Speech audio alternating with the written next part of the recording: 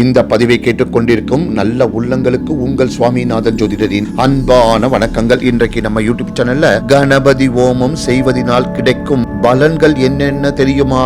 இந்த பதிவின் மூலம் தெரிந்து கொள்ளலாம் மக்களே. அதற்கு முன்னாடி நம்ம யூடியூப் சேனல் யாரெல்லாம் சப்ஸ்கிரைப் பண்ணுங்க, ஷேர் பண்ணுங்க, லைக் பண்ணுங்க. இப்ப பதிவுக்குள்ள போயிடலாம். கணபதி ஹோமம் என்பது எல்லா சுப நிகழ்ச்சிகளுக்கும் செய்யப்படுவது. முதல் கோணல் முற்றிலும் கோணலாக மாறாமல் நேர் பாதையில் செல்லவும் பாதையில் இருக்கும் தடைகள் நீங்கவும் செய்யப்படுவதே கணபதி ஹோமமாகும். அஸ்திவாரத்தை பலமாக்குவது போல ஆதி சக்தியின் அருளை பெறுவதற்கான முறையே இந்த ஹோமம். மற்ற ஹோமங்களை துவங்குவதற்கு முன்பு கணபதி ஹோமம் செய்ய வேண்டும். கணபதி ஹோமம் செய்வதனால் பொருளாதாரம், படிப்பு, ஆரோக்கியம் போன்ற அம்சங்களில் உள்ள தடைகள் நீங்கும். மேலும் திருமண தடை, வேலையின்மை, தொழில் நஷ்டம் நீங்கி வெற்றியும் செல்வ செழிப்பும் வந்து சேரும். 5 பஞ்சபூதங்களில் ஒன்றான அக்னியை கொண்டு கணபதி ஹோமம் செய்யும் பொழுது அக்னியில் இருந்து வெளியாகும் அதிர்வுகள் உடலில் உள்ள எதிர்மறை ஆற்றலை நீக்கி புத்துணர்வு அடைய செய்யும். குழந்தைகள் கல்வியில் சிறந்த முன்னேற்றம் அடைவார்கள். படிப்பது மனதில் நிற்கும். இறை வழியில் செல்பவர்களுக்கு ஏற்படும் தடைகளையும் பிரச்சனைகளையும் நீக்கி அவர்களின் பாதையை எளிமையாக்கும். எதிர்பாராத விதமாக ஏற்படும் துர்மரணங்கள், விபத்துக்கள்